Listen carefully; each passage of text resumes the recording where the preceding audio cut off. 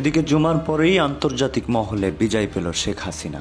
হঠাৎ একই ঘোষণা দিল যুক্তরাষ্ট্র, আর মাত্র কয়েকদিনেই ঘুরে যাবে বাংলাদেশের ক্ষমতার চাকা। যতাই কথা বলুন না কেন, তার জন্য ফুলের মালা অপেক্ষা করবে, এটাই হবে বাস্তবতা। আওয়ামী লীগ প্রায় প্রতিটি পরিবারেই আছে, প্রতিটি পাড়ায় আছে, প্রতিটি মহল্লায় আছে। আওয়ামী লীগ নাই কোথায়? এবং আওয়ামী লীগ থাকবে। কয়েক মাস পরেই দেখতে পারবেন আওয়ামী লীগ কি, আওয়ামী লীগ কাহাকে বলে, ইহা কত প্রকার কি। মানে ইলেকশনটা আসবে না। এদিকে আন্তর্জাতিকভাবে চূড়ান্ত সুখবর পেল শেখ হাসিনা। ক্ষমতা ফিরে পেতে আন্তর্জাতিক আদালতের চ্যালেঞ্জ করছিল আওয়ামী লীগ সভাপতি শেখ হাসিনা। হঠাৎ চ্যালেঞ্জে জিততে চলেছে আওয়ামী লীগ। অন্যদিকে দেশের ভিতর থেকেই ডক্টর ইউনূসের পক্ষ থেকে বড় ধরনের সুখবর আওয়ামী লীগের জন্য। যে সুযোগের অপেক্ষায় ছিল শেখ হাসিনা, ঠিক সেই অফার দিল আওয়ামী লীগের জন্য ডক্টর ইউনূস। কি সেই সুখবর, থাকছে বিস্তারিত। তিনি অন্তর্বর্তী সরকারকে সাবধান করে কড়া বার্তা দিয়েছেন এনসিপির মুখ্য সংগঠক হাসান আব্দুল্লাহ।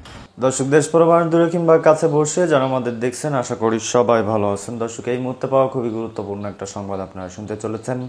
খুবই আকর্ষণীয় এবং অন্য দিনের তুলনায় হাজার হাজার গুণ বেশি গুরুত্বপূর্ণ আমি মনে করি। তা সবাই একটু ভিন্নভাবে মনোযোগ দিবেন।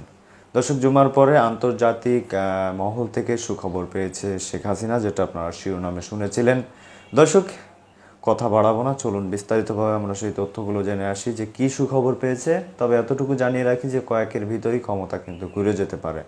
শেখ হাসিনা যে মামলা করেছিল ডক্টর ইউনূসের কাছে, সেই মামলার তদন্ত ভার কিন্তু এবার বেরিয়ে গিয়েছে। সেই মামলায় কিন্তু সম্পূর্ণভাবে বিজয়ী শেখ হাসিনা। দর্শক, কথা না বাড়িয়ে চলুন বিস্তারিত দেখে আসি। বেশি বেশি করে ভিডিওটি শেয়ার করে দিবেন এবং লাইক দিবেন। আর হ্যাঁ, অবশ্যই মতামত করবেন যে আসলেই শেখ হাসিনা বাংলাদেশের প্রধানমন্ত্রী নাকি সে পদত্যাগ করেছে, আসলে বাংলাদেশের প্রধানমন্ত্রী হওয়ার যোগ্য কিনা অবশ্যই একটু কমেন্টে জানাবেন। তো দর্শক, চলুন স্ক্রিনে বিস্তারিত দেখে আসা যাক। তার মানে কথা এই দাঁড়ায় 99% আওয়ামী লীগারই হচ্ছে নিরীহ আওয়ামী লীগ। এখন 1%-এর কাছে কি 99% হেরে যাবে? 99%-এর শক্তি বেশি না 1%-এর?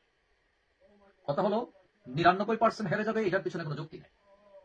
আওয়ামী লীগের লোকেরা কিন্তু ওই 1%-এর উপরেই, যাতে মানে 1%-এর উপর অনেকই রাগ, কারণ 1%-এর কারণে 99% হচ্ছে ভিকটিম, এবং তারা এখন কঠিন সমস্যার মধ্যে আছে। এখন কথা হচ্ছে, এই 4.5 কোটি আওয়ামী লীগার তো আপনি ধাক্কা দিয়ে ফেলে দিতে পারবেন না। তারা যদি আন্দামান দ্বীপে পাঠাতে চান, সেখানেও জায়গা হবে না এত মানুষের। এবং আওয়ামী লীগ প্রায় প্রতিটি পরিবারেই আছে, প্রতিটি পাড়ায় আছে, প্রতিটি মহল্লায় আছে। আওয়ামী লীগ নাই কোথায়? এবং আওয়ামী লীগ থাকবে। এখন যারা আওয়ামী লীগ নাই বলেন এবং নাই বলে আত্মতৃপ্তিতে ভোগেন, তারা কয়েক মাস পরেই দেখতে পারবেন আওয়ামী লীগ কি, আওয়ামী লীগ কাহাকে বলে, ইহা কত প্রকার ও কি কি। মানে ইলেকশনটা আসতে দেন। এখন কয়েকদিন আগেও আমরা দেখলাম যে ফাঁসির আসামি বিএনপির নেতা, প্রাক্তন স্বরাষ্ট্র প্রতিমন্ত্রী বাবু, আরেক প্রতিমন্ত্রী পিন্টু, এদের যারা এখন ফাঁসির কাস্টে তোলার কথা, তাদেরকে ফুল দিয়ে বরণ করা হচ্ছে। এটা হচ্ছে আমাদের দেশের রাজনীতি। এখন শেখ হাসিনার তো এখনো ফাঁসি হয় নাই, বা তার দলের অনেক নেতা ফাঁসি হয় অবস্থা এরকম। এখন ফাঁসির লোকেরা যদি ফুলের মালা দিয়ে বেরোতে পারে, শেখ হাসিনা বা তার দলের লোকেরা, নেতারা কয়েকদিন পরেই যে তাদেরকে ফুলের মালা দিয়ে বরণ করা না হবে না, এটা আপনি কনফার্ম বলতে পারেন না। অনেকেই মনে করেন যে আওয়ামী লীগ যতই দুষ করুক না কেন, আওয়ামী লীগ তো দেশে অনেক উন্নয়ন করেছে। সুতরাং যে যতাই কথা বলুন না কেন, তার জন্য ফুলের মালা অপেক্ষা করবে, এটাই হবে বাস্তবতা। এবং ইতিহাস কিন্তু তাই বলে। আমাদের দেশের মানুষের জুতার মালা দিতেও বেশিক্ষণ লাগে না, ফুলের মালা দিতেও বেশিক্ষণ লাগে না। এবং আওয়ামী লীগের জন্য ফুলের মালা অপেক্ষা করছে, এটা বলাই যায়। সমস্যা প্রকৃতপক্ষে কোথায় দাঁড়াচ্ছে বা সমস্যা কোথায় গিয়ে পৌঁছাচ্ছে, বা সেই সমস্যা থেকে সমাধানের উত্তরণ এবং এখানে শেখ হাসিনার কপাল খোলার বা আওয়ামী লীগের লাভবান হওয়ার যে বিষয়টি রয়েছে, এটি আসলে প্রকৃতপক্ষে কোথায়? দেখুন, ভারত যেভাবে বা ভারত যে সকল বিষয় নিয়ে সবসময় উদ্বিগ্ন থাকে, এর মধ্যে সবথেকে গুরুত্বপূর্ণ বিষয় হচ্ছে তাদের সীমান্ত। তারা কখনোই চায় না যে তাদের সীমান্তের মধ্যে কোনো ধরনের উগ্রবাদিতার চর্চা হোক, তাদের সীমান্ত ঘিরে কোনো ধরনের জটিলতা তৈরি হোক। এর মধ্যে সবথেকে বেশি যে বিষয়টি ঘটে থাকে সেটি হচ্ছে ভারত এবং পাকিস্তানের যে সীমান্ত রয়েছে সেই সীমান্তগুলো, যার মধ্যে কাশ্মীর অন্যতম। তবে বাংলাদেশের যে বিষয়টি এখানে দাঁড়িয়েছে বা বাংলাদেশের অন্তর্বর্তীকালীন সরকারের যে বিষয়টি এখানে দাঁড়িয়েছে, সেটির কারণে মূলত ভারত কোনোভাবেই অন্তর্বর্তীকালীন সরকারের পক্ষপাতিত্ব করবে না বা অন্তর্বর্তীকালীন সরকারকে তারা কোনো ধরনের স্বীকৃতি দিবে না। তারা তাদের যে বিষয়গুলো বলেছে পূর্বে, অর্থাৎ বিভিন্ন বিশ্লেষকরা যে বিষয়গুলো বলেছেন, বিভিন্ন গণমাধ্যমগুলো যে বিশ্লেষণ করেছে, গণমাধ্যমগুলো যে সকল প্রতিবেদন করেছে, সেই বিষয়গুলোই কিন্তু বর্তমানেও বলবৎ থাকবে। এখানে বাংলাদেশের যে অন্তর্বর্তীকালীন সরকার, সেই অন্তর্বর্তীকালীন সরকার বর্তমানে যেভাবে পাকিস্তান প্রীতি দেখাচ্ছে বা পাকিস্তানের সাথে তাদের যে ধরনের সখ্যতা গড়ে তুলছে, এই সখ্যতাই মূলত ভারত সরকার বা ভারতের যারা কূটনৈতিক বিশ্লেষক রয়েছে তারা তাদের দৃষ্টিতে রেখেছে। এবং এই সম্পর্কের জের ধরে অন্তর্বর্তীকালীন সরকারের প্রধান উপদেষ্টা প্রকৃতপক্ষে আসলে কি যুদ্ধের ঘোষণা দিচ্ছেন কিংবা বারবার যুদ্ধ প্রস্তুতি করার কথা বলছেন বিভিন্ন সামরিক বাহিনীর বিভিন্ন সমাবেশে গিয়ে বা সামরিক বাহিনীর বিভিন্ন অনুষ্ঠানে গিয়ে, এই বিষয়টি কিন্তু তাদের গণমাধ্যমে উঠে এসেছে। আনন্দবাজার পত্রিকা ইতিমধ্যে কিন্তু অন্তর্বর্তীকালীন সরকারের প্রধান উপদেষ্টার যে বক্তব্যটি, অর্থাৎ যুদ্ধাবস্থায় রয়েছে, যুদ্ধ প্রস্তুতি থাকতে হবে, এই বিষয়টি কিন্তু হেডলাইন করে একটি বার্তা প্রচার করেছে। আবার the first post Delhi Times এই সকল গণমাধ্যমে কিন্তু অন্তর্বর্তীকালীন সরকারের যুদ্ধ প্রস্তুতির যে বার্তাটি রয়েছে প্রধান উপদেষ্টা, সেই বার্তাটিকে কিন্তু তারা বিভিন্ন ধরনের টাইটেল দিয়ে বিভিন্ন ধরনের বিষয়বস্তু তারা প্রচার করেছে। আমি এই সকল তথ্য উপাত্ত সংগ্রহ করেছি এবং কূটনৈতিক যে সকল বিশ্লেষক রয়েছেন তাদের বিভিন্ন ধরনের বিশ্লেষণ, বিশেষ করে তাদের টুইট বার্তাসমূহ একটু সারসংক্ষেপ করে এনে এখানে একটি বিষয় সবার মধ্যে কমন নিশ্চিত করতে পেরেছি, এবং সেটি হচ্ছে তারা সবাই কিন্তু সন্দেহ করছেন যে পাকিস্তানের পক্ষে বাংলাদেশের অন্তর্বর্তীকালীন সরকার কাজ করছে। এবং এটি যদি হয়ে থাকে তাহলে পাকিস্তানের পাশাপাশি বা পাকিস্তান ভারত যদি কোনো উত্তেজনা সৃষ্টি হয়, বিশেষ করে কোনো যুদ্ধ পরিস্থিতি সৃষ্টি হয় বা যুদ্ধ লেগে যায়, তাহলে এখানে পাকিস্তানের পক্ষ হয়ে বাংলাদেশ ভারতের সাথে যুদ্ধ করবে। এবং তারা এই সেভেন সিস্টার যেটি রয়েছে, সেভেন সিস্টার নিয়ে বাংলাদেশের যে সকল বিষয়বস্তু ঘটেছে কিছুদিন পূর্বে, সে সকল বিষয়বস্তু কিন্তু তারা আমলে নিয়েছে। এবং তাদের সবার মধ্যে এই কমন বিষয়টি হচ্ছে যে তখন ভারত কোনোভাবে কিন্তু বাংলাদেশকে ছাড় দিবে না।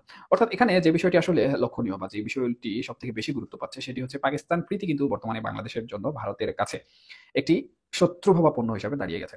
এবং এই পরিপ্রেক্ষিতে কিন্তু ভারতের যারা কূটনৈতিক বিশ্লেষক রয়েছেন বা এই সকল আন্তর্জাতিক ভূ রাজনীতি নিয়ে বিভিন্ন ধরনের আলোচনা সমালোচনা করে থাকেন, তারা একটি বিষয়ই বলছেন, সেটি হচ্ছে বর্তমান পরিস্থিতি যদি স্বাভাবিক না হয় এবং বর্তমান পরিস্থিতিতে যদি বাংলাদেশের অন্তর্বর্তীকালীন সরকার যেভাবে পাকিস্তান প্রীতি দেখাচ্ছে, তাতে ভারত প্রশাসন যেটি রয়েছে সেটি প্রকৃতপক্ষে শেখ হাসিনার সরকার যেটি রয়েছিল বা শেখ হাসিনার যে সরকার বাংলাদেশে ক্ষমতাসীন ছিল তাদেরকে ক্ষমতায় বহাল করার জন্য একটি আপ্রাণ চেষ্টা চালিয়ে যাবে। যেহেতু এখানে মার্কিনীও এখন বাংলাদেশে সরাসরি ঢুকে গেছে বা ট্রাম্প প্রশাসন, আমেরিকার প্রশাসনও বাংলাদেশের ভূখণ্ডে সরাসরি ঢুকে যাওয়ার একটি ব্যবস্থা গ্রহণ করেছে, সেই হিসাবে এখানে ভারতের পক্ষে শেখ হাসিনাকে ফেরানো সহজ হবে বলে অনেক ভারতীয় কূটনৈতিক বিশ্লেষক এবং গণমাধ্যমে উঠে আসা প্রতিবেদনগুলিতে উঠে এসেছে। ব্রিটিশ প্রতিমন্ত্রী, তিনি ব্রিটেনের প্রশান্ত সাগর বিষয়ক প্রতিমন্ত্রী, তিনি গত বছরের 17 নভেম্বর বাংলাদেশ সফরে এসেছিলেন।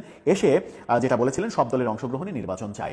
পররাষ্ট্র উপদেষ্টা তৌহিদ হোসেনের সঙ্গে মিটিং শেষে যে প্রেস ব্রিফিং করেছিলেন, সেই প্রেস ব্রিফিংয়ে আমরা দেখতে পাই যে তিনি এই কথাগুলো বলেছিলেন। তিনি সব দলের অংশগ্রহণের নির্বাচনের কথা বলার পরে স্পেসিফিকলি যখন সাংবাদিকরা প্রশ্ন করেছেন যে আওয়ামী লীগের নির্বাচনে অংশগ্রহণ বিষয়ে আপনার মন্তব্য কি, কিংবা আওয়ামী লীগকেও নির্বাচনে চান কিনা, তখন স্পষ্টভাবে বলেছিলেন যে হ্যাঁ, আমরা আওয়ামী লীগকেও আগামী নির্বাচনে দেখতে চাই, সব দলের অংশগ্রহণে নির্বাচন দেখতে চাই, সুষ্ঠু নিরপেক্ষ সবার অংশগ্রহণমূলক নির্বাচন আমরা দেখতে চাই এবং সেই নির্বাচনটা দ্রুত দেখতে চাই, বিলম্ব দেখতে চাই না। তিনি বলেছিলেন যে ইউনূস সরকার যত দ্রুত সম্ভব নির্বাচন দিয়ে গণতান্ত্রিক সরকারের কাছে ক্ষমতা হস্তান্তর করবে, এটাই তাদের চাওয়া। এই মিটিংটা যখন হয়েছিল তখন সেই চাওয়া এখনো কি চেঞ্জ হয়েছে?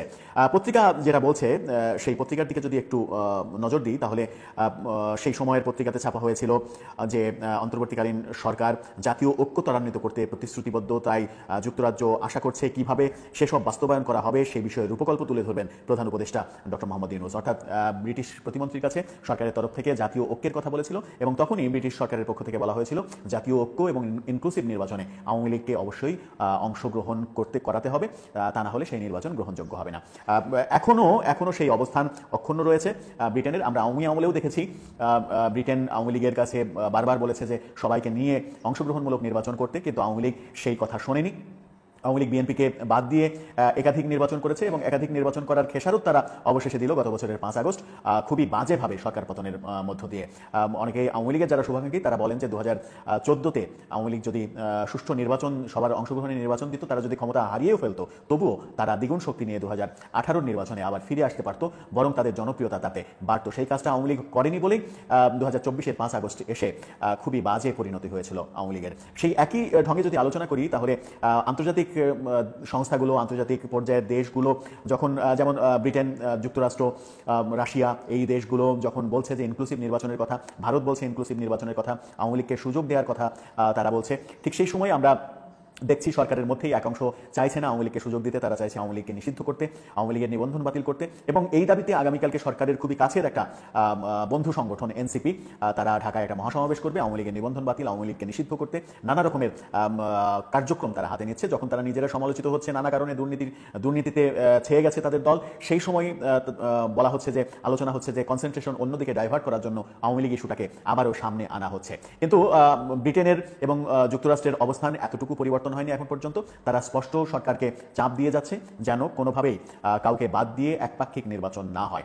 সরকার একপাক্ষিক নির্বাচন যদি করে, তাহলে যেটা হবে সেটা হচ্ছে যে সেই নির্বাচনের পরে যারা ক্ষমতায় আসবে তাদের বৈধতা নিয়ে প্রশ্ন উঠবে এবং তাদের ক্ষমতা দীর্ঘায়িত করার ক্ষেত্রে বড় প্রতিবন্ধকতা তৈরি হবে, রাজনৈতিক বিশৃঙ্খলা তৈরি হবে। ব্রিটিশ প্রতিমন্ত্রী সেই সময় তারেক রহমানকে নিয়েও কথা বলেছিলেন যে তারেক রহমানকে ফেরানোর ব্যাপারে তার বক্তব্য জানতে চাওয়া হয়েছিল। তিনি বলেছিলেন যে নির্দিষ্ট কোনো ব্যক্তি সম্পর্কে কথা হয়নি, তবে সরকার যদি এই ব্যাপারে তাদের সাহায্য চাই, তাহলে অবশ্যই ব্রিটিশ সরকার সহযোগিতা করবে। কিন্তু সেই সময় গত বছরের 17 নভেম্বর ব্রিটিশ প্রতিমন্ত্রীকে যে কথা বলতে আমরা শুনেছিলাম, এখন পর্যন্ত তার বাস্তবায়ন আমরা দেখছি না। এখন পর্যন্ত তারেক রহমান দেশে ফিরছেন না। আজকে বিএনপির শ্রমিক দিবসে একটা শ্রমিক সমাবেশ হলো, সেখানেও ভার্চুয়ালি তারেক রহমান বক্তব্য দিলেন। ইংল্যান্ড থেকে সরাসরি ভার্চুয়ালি তাকে বক্তব্য দিতে দেখা যাচ্ছে বিভিন্ন অনুষ্ঠানে, কিন্তু তিনি আসছেন না। কেন আসছেন না, আসার ক্ষেত্রে প্রতিবদ্ধকতা কি, সেগুলোও ক্লিয়ার না। নাকি ইউনূস সরকারের সময়ে এখনও তারেক রহমান আস্থা পাচ্ছেন না ফিরে আসার, সেই প্রশ্নগুলো রাজনৈতিক অঙ্গনে কিন্তু ঘোরাফেরা করছে। এবং সবথেকে স্পষ্ট তথ্য যেটা হচ্ছে, ব্রিটেন গত বছরের 17 নভেম্বর যে কথাটা বলেছিল, আজকে 2025-এর 1 মে পর্যন্ত তাদের সেই কথাবার্তার এত অ্যাকচুয়ালি নড়চড় হয়নি। তারা তাদের অবস্থানেই রয়েছে। যুক্তরাষ্ট্র চায় ইনক্লুসিভ নির্বাচন, ভারত চায় ইনক্লুসিভ নির্বাচন, রাশিয়া চায় ইনক্লুসিভ নির্বাচন, ইইউ দেশগুলো চায় ইনক্লুসিভ নির্বাচন। সেই ক্ষেত্রে সরকারের সিদ্ধান্ত নেওয়াটা, সরকার যখন বিভিন্ন রাজনৈতিক দলের বিভিন্ন দাবির মুখে পড়ছে, তখন তাদের পক্ষে সিদ্ধান্ত নেওয়াটা খুব কঠিন হয়ে যাচ্ছে। দেখেন, উইথ ডিউ রেসপেক্ট, আমি বরাবরই সবসময় বলি যে আমাদের যদি সামরিক ভান্ডারটা খালি থাকে, এটা পূরণ করেন। যদি রাষ্ট্রের টাকা না থাকে, তাহলে প্রবাসীদের কাছে আপনারা হাত পাতেন, প্রবাসীরা 2 হাত উজাড় করে দিবে। কেন?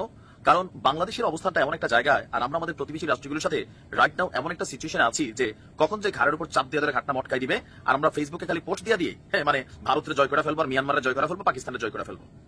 ডক্টর ইউনূস কি ভয় পাচ্ছেন? আমরা ভাবতাম যে আওয়ামী লীগ সরকার ভয় পায়, তো আপনি কি এখন ভয় পাচ্ছেন? যদি নাই পান, আপনি ক্ষমতায় বসার পরে মিয়ানমারের সাথে আমাদের যে ঘটনাগুলো ঘটছে, সেখানে আমরা আসলে বাংলাদেশের নৌবাহিনী বা বাংলাদেশ সেনাবাহিনী বা বর্ডার গার্ড, বিজিবি, আমরা কি ভূমিকা নিচ্ছি, আপনার সরকার কি ভূমিকা নিচ্ছে? খুবই আশ্চর্য লাগে যখন আমি কয়েকদিন পর দেখি যে নাফ নদী থেকে আমাদের বাংলাদেশের যারা জেলেরা আছেন, তারা যখন মাছ ধরতে যায়, সেখান থেকে আরাকান আর্মি ইদানিং সময় এদের মন মতো চাইলেই নৌকার মধ্যে গুলি করে, চাইলে সেন্ট মার্টিন যাওয়ার পর তারা গুলি মারে, চাইলে আমাদের জাহাজ ধরে নিয়ে যায়, চাইলে আমাদের জেলেদেরকে ধরে নিয়ে যায়, তারপর আমরা মনে ম্যান করে হাত পাটি পাড়াই বেঁধে থেকে আমাদের মানুষগুলো ফিরত আনি। এই ঘটনাগুলো আগে ছিল, তবে এখন বাড়তেছে, কারণ বাংলাদেশে একটা স্টেবল গভর্নমেন্ট নাই, সম্ভবত এই কারণেই। অপরদিকে রোহিঙ্গা 13 লক্ষ রোহিঙ্গা ঢুকে গেছে। ডক্টর মোহাম্মদ ইউনূসের সরকার মানবিক করিডোর দেওয়ার চিন্তা করতেছে। এত পিরিতি কেন স্যার? এই যে আজকে কক্সবাজারের টেকনাফের দমদমিয়া এলাকায় নাফ নদী থেকে 4 জেলেকে ধরে নিয়ে গেছে মিয়ানমারের বিদ্রোহী গোষ্ঠী আরাকান আর্মি। আর সকালে টেকনাফের দমদমিয়া সংলগ্ন লাল দ্বীপ নাফ নদে এই ঘটনাটি ঘটেছে। অপহৃত জেলেরা হলেন আরাফাতুল্লাহ, আনিসুল্লাহ, মোহাম্মদ জাবের, আনোয়ার সাদেক। তারা সবাই টেকনাফের জাদিমুরা 27 নম্বর ক্যাম্পের বাসিন্দা। আর এসব তথ্য নিশ্চিত করে টেকনাফের জাদিমুরা রোহিঙ্গা ক্যাম্পের মাঝি বলছেন, প্রতিদিনের মতন ড্রামের ভেলা দিয়ে টেকনাফের দমদমিয়া এলাকায় নাফ নদে মাছ শিকারে যায় জেলেরা।